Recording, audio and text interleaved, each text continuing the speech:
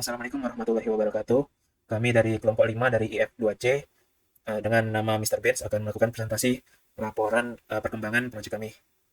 Um, Manajer proyek kami adalah Bu Rina Julius dengan judul proyek Mr. Benz untuk mempresentasikan laporan proyek untuk ATS. Anggota tim akan saya jelaskan di slide pembagian tugas. Berikut adalah daftar isinya dan riwayat perubahan dokumen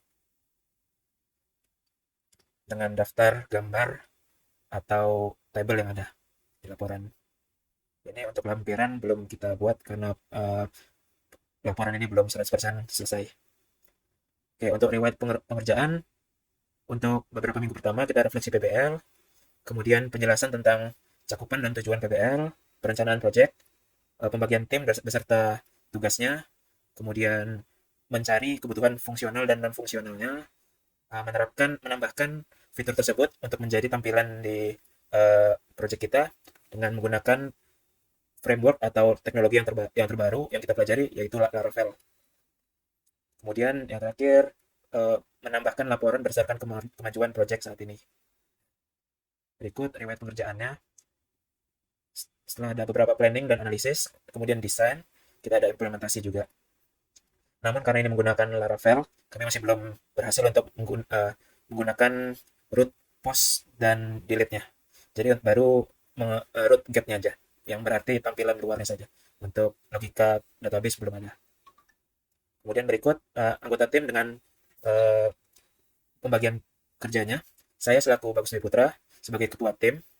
Kemudian ada Ayubi sebagai front end uh, dan brainstormer juga sebagai pemikir gimana proyek kita berjalan.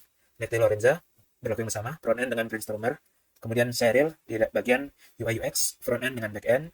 Kemudian Raja Ulka sebagai wakil ketua tim, project manager di mana dia lebih tahu untuk project ini kita tentang apa dan akan kemana. Dan untuk programming dia berlingkup di front end dengan back end. Kemudian ada Bang Leonard Aldo sebagai back end dan brainstormer untuk memikirkan awalnya. Kemudian pembagian kerja dalam proyek ini untuk merefleksi PBL dari semester lalu, saya sebagai PIC-nya. Kemudian untuk penjelasan cakupan dengan tujuan PBL semester ini adalah Bang Raja Ulka sebagai PIC-nya, karena beliau adalah project manajemen kami, di mana dokumentasi, dan dia juga berarti harus lebih tahu proyek ini akan kemana. Kemudian untuk perencanaan proyek, saya sebagai PIC-nya, dengan pembagian tugas masing-masing mendapatkan bagian, dan saya mereview dan menjadikannya sebagai terakhirnya. Kemudian pembagian tim itu kita lakukan bersama, saya sebagai PIC-nya. Kebutuhan fungsional dan non-fungsional adalah Leonard dan Ayubi. Mereka bekerja sama untuk mencari apa kebutuhan kita. Kemudian front end, tampilan front end, masing-masing mengerjakan HTML dan CSS-nya dan merealisasikan sebagai front end. Namun saya akan mengecek sekali lagi untuk hasilnya seperti apa dan ada revisi atau tidak. Kemudian untuk ERD, Serial membuat diagramnya berdasarkan data yang telah kita diskusikan. Untuk GitHub, koordinasi GitHub, saya sebagai PIC-nya, dan untuk laporan project dan sebagainya adalah Bang Raja Ulka. Jadi, deskripsi umum untuk sistem kami adalah membuat platform website untuk penjualan biji kopi, karena semakin berkembang zaman, maka semua semakin menjadi digital. Jadi kami akan membuat tampilan produk biji kopi kami beserta transaksinya secara online dan akan menyebarluaskan kepada penduduk terutama di Indonesia. Kemudian untuk functional requirement, siapa? Baiklah, selanjutnya ada bab functional requirement dan non-functional requirement. Yang pertama, functional requirement. Di functional requirement terdapat beberapa poin, diantaranya yang pertama pendaftaran pengguna, di mana sistem harus memungkinkan pengguna untuk membuat akun dengan mengisi formulir pendaftaran. Pengguna terbagi menjadi penjual, pembeli, dan developer. Selanjutnya ada pencarian produk, di mana sistem harus memberikan kemampuan pencarian produk yang berdasarkan kategori, harga, atau kata kunci. Selanjutnya ada penambahan produk ke keranjang, ada juga pembayaran.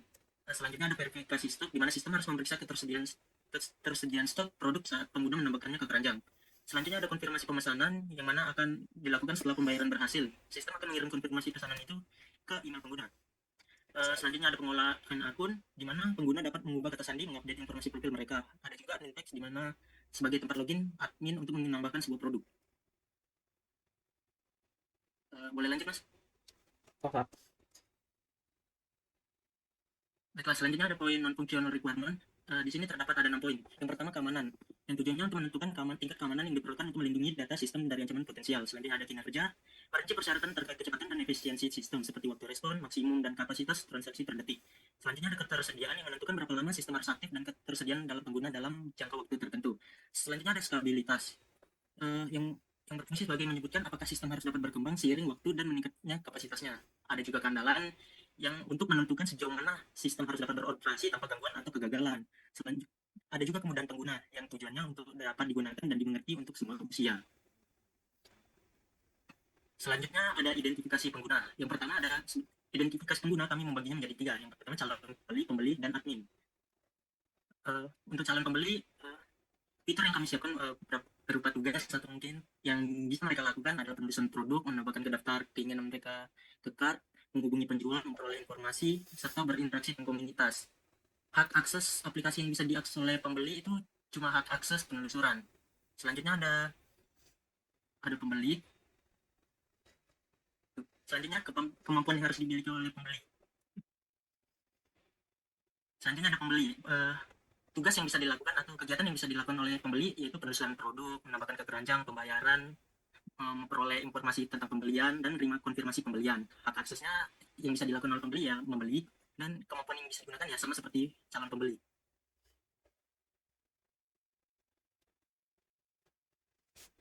Selanjutnya ada pengguna sebagai admin, yang dimana dia bisa melakukan create dari data produk seperti create, read, dan update, delete, yaitu menambahkan produk, melihat daftar produk yang tersedia, mengupdate-nya, dan menghapusnya. Lalu bisa juga melihat hasil transaksi, memeriksa detail transaksi, dan memberi approval terhadap konfirmasi.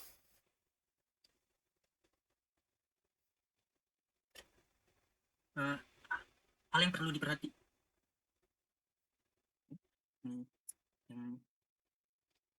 hal yang harus dimiliki oleh seorang admin adalah pemahaman tentang produk dan industri. Seorang admin yang memiliki pemahaman yang baik produknya yang dijual, keterampilan teknis, keterampilan untuk menggunakan sistemnya. Selanjutnya ada kemampuan analis, mampu menganalisis data penjualan dan tren pembelian untuk mengidentifikasi peluang tantangan serta memberi keputusan yang didukung oleh data. Seorang admin juga harus memiliki keterampilan komunikasi, kemampuan untuk berkomunikasi dengan baik secara lisan maupun tertulis dengan pelanggan, staf, dan pemasok. Seorang admin juga harus memiliki kemampuan manajemen waktu yang mampu mengelola waktu dengan efisien. Seorang admin juga harus memiliki kemampuan pemecahan masalah, kemampuan multitasking, keahlian dalam keamanan data, atau mengelola data, dan keterampilan dalam manajemen tim.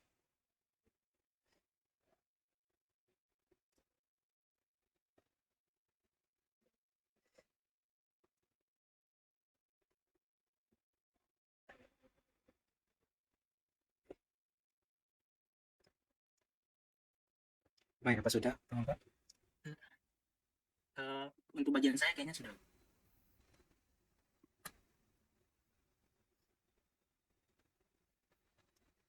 Pemodelan sistem. Use case skenario register. 1. Calon pembeli menekan tombol register. Sistem menampilkan form pengisian username, password, alamat, nama, dan nomor handphone. 3. Calon pembeli menginput data ke form. Bentar ya, belum. Calon pembeli menekan tombol submit. 5.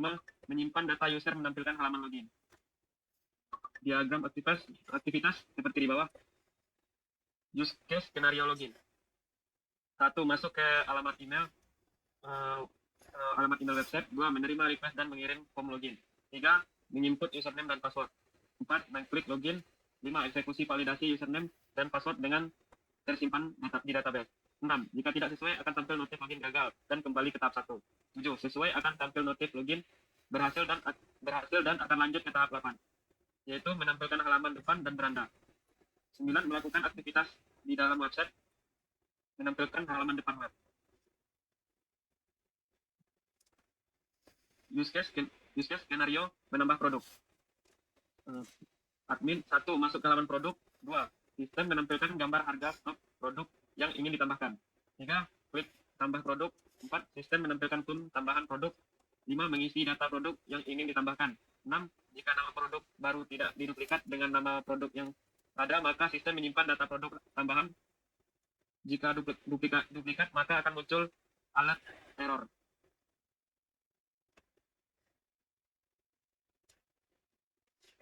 Use case skenario mengedit produk. 1. Masuk ke halaman produk. 2. Sistem menampilkan produk yang ingin diedit.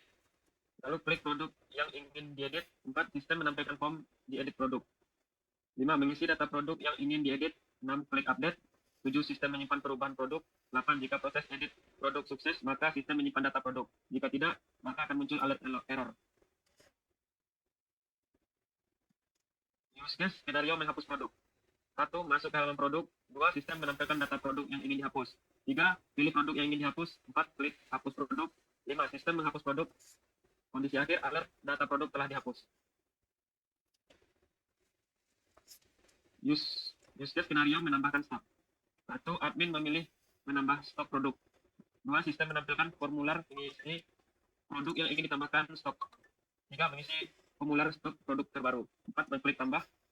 5. Sistem memperbarui stok produk data di database. Kondisi akhir, jumlah stok produk berhasil ditambahkan.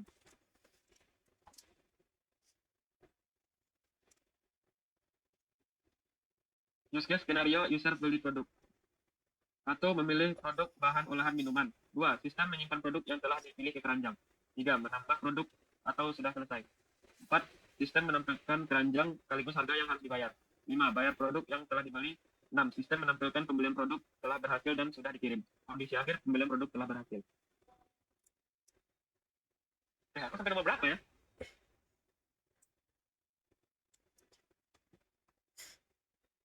Baik, saya akan melanjutkan. Use case skenario transaksi, vektor pelanggan. Yang pertama yaitu pelanggan menekan tombol pembayaran. 2. Sistem menampilkan transaksi nomor rekening dan ganti alamat. Yang ketiga, pelanggan membayar nomor rekening yang telah dibuat. 4. Pelanggan dapat mengganti alamat pengiriman. 5. Sistem mengkonfirmasi pembayaran berhasil. Yang keenam, sistem mengkonfirmasi produk sudah dikirim ke alamat yang dituju. Kondisi akhir yaitu pembayaran telah berhasil dibayar. Berikut diagram aktifikasinya. Desain basis data. Itu terdapat user, produk, transaksi, pengiriman, dan jasa pengiriman. Berikut kelas diagramnya.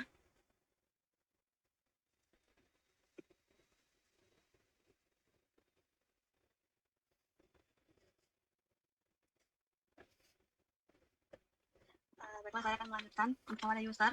User ID adalah kolom yang menyimpan ID untuk setiap pengguna. Tipe data ini itu menunjukkan bahwa nilainya berupa bilangan bulat. Yang kedua ada username. Kolom ini menyimpan nama pengguna yang digunakan untuk login. Tipe data varchar atau 45 menunjukkan bahwa nilainya adalah string text dengan panjang maksimal 45 karakter. Not 0 menunjukkan bahwa kolom tersebut harus diisi sehingga tidak boleh kosong. Yang ketiga ada full name. Ini adalah kolom yang menyimpan nama lengkap pengguna. Tipe data varchar atau 50 menunjukkan bahwa nilainya adalah string text dengan panjang maksimum 50 karakter seperti username. Kolom ini juga not null artinya harus diisi. Yang keempat ada password. Kolom ini menyimpan kata sandi pengguna. Tipe data varchar menunjukkan bahwa nilainya adalah string text dengan panjang maksimum 50 karakter seperti sebelumnya. Kolom ini juga not null artinya harus diisi. Yang kelima ada email. Email adalah kolom yang menyimpan alamat email pengguna. Tipe data varchar menunjukkan bahwa nilainya adalah string text dengan panjang maksimum 50 karakter sehingga yang lain. Kolom ini juga not null artinya harus diisi. Yang keenam ada alamat. Kolom ini menyimpan alamat lengkap pengguna. Tipe data varchar atau 200 menunjukkan bahwa nilainya adalah string text dengan panjang maksimum 200 karakter. Kolom ini juga not null artinya harus diisi. Yang ketujuh ada nomor HP. Ini adalah kolom yang menyimpan nomor telepon pengguna. Tipe data varchar 20 menunjukkan bahwa nilainya adalah string text dengan panjang maksimum 20 karakter. Kolom ini juga not null artinya harus diisi. Yang ke-8 ada role. Ini adalah kolom yang menyimpan peran atau hak akses pengguna dalam sistem. Tipe data varchar 45 menunjukkan bahwa nilainya adalah string text dengan panjang maksimum 45 karakter. Kolom ini juga not null artinya harus diisi. Yang kedua ada produk. Yang pertama ada produk ID. Yang produk ID adalah kolom yang menyimpan ID unik untuk setiap produk. Tipe data in menunjukkan bahwa nilainya berupa bilangan bulat. Kolom ini juga not null artinya harus diisi. Yang kedua ada nama produk. Kolom ini menyimpan nama produk. Tipe data varchar 50 menunjukkan bahwa nilainya adalah string text dengan panjang maksimum 50 karakter. Kolom ini juga not null artinya harus diisi. Yang ketiga ada harga. Ini adalah kolom yang menyimpan harga produk. Tipe data in menunjukkan bahwa nilainya berupa bilangan bulat. Kolom ini juga not null artinya harus diisi. Yang keempat ada stok. Kolom ini menyimpan jumlah stok produk yang tersedia. Tipe data in menunjukkan bahwa nilainya berupa bilangan bulat. Kolom ini juga not null artinya harus diisi. Yang kelima deskripsi. Ini adalah kolom yang menyimpan deskripsi singkat tentang produk. Tipe data varchar atau 200 menunjukkan bahwa nilainya adalah string text dengan panjang maksimum 200 karakter. Kolom ini memiliki nilai default 0 yang berarti dapat tidak diisi. Yang keenam ada gambar. Kolom ini menyimpan lokasi atau gambar produk. Tipe data parser 200 menunjukkan bahwa nilainya adalah string text dengan panjang maksimum 200 karakter. Kolom ini memiliki nilai default 0 yang berarti dapat tidak diisi. Maaf memotong, tapi waktu kita tinggal 9 menit. Pas, jadi tolong dipercepat ya. Silakan lanjutkan. Enggak ada ya? Yang ketiga ada primary key. Yang ketiga ada transaksi. Transaksi yang pertama ada transaksi ID, yang kedua ada user ID, yang ketiga ada produk ID, yang keempat ada total harga bayar, yang kelima ada tanggal bayar, yang keenam ada primary key.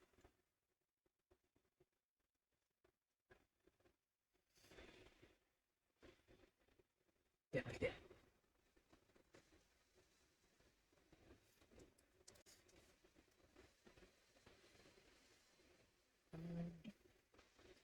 Udah.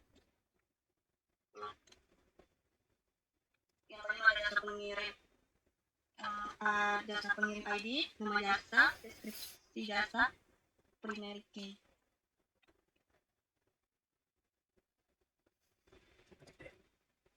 Desain pramuka, aplikasi penjualan.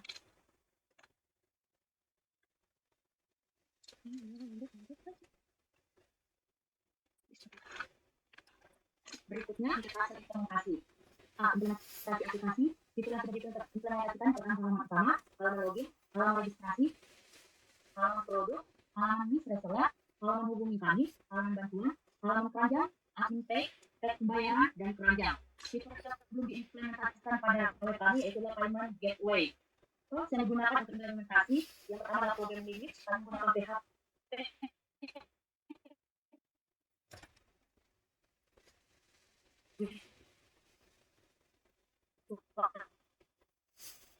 Implementasi basis data. Yang pertama ada card. Basis data yang terdapat ada 4, yaitu card ID, user ID, product ID, dan quantity. Tabel card memiliki 2 fungsi asing, yaitu forwarding key yang menunjukkan tabel lain, yang pertama user ID dan product ID. Yang kedua ada jasa pengiriman. Jasa pengiriman terdapat 3 basis data. Yang jasa pengiriman ID, nama jasa, 6 basis data. Satu pengiriman ID, 4 status, 5 tanggal dikirim, 6 tanggal diterima. Selanjutnya yang keempat adalah produk. Produk kami mempunyai 6 basis data yang di dalam produk. Yang pertama adalah produk ID, yang kedua nama produk, yang ketiga harga, keempat stok, kelima deskripsi, dan keenam gambar. Dan selanjutnya nomor 5 yaitu transaksi. Transaksi terdapat 5 basis data, yaitu yang pertama transaksi ID, yang kedua user ID, yang ketiga produk ID, keempat total harga barang, 5 tanggal bayar. Dan yang terakhir adalah user. User akan memiliki 8 basis data dalam user. Yang pertama user ID, yang kedua username, yang ketiga full name, yang keempat password, yang kelima email, keenam alamat, yang ketujuh nomor HP, dan yang terakhir adalah word.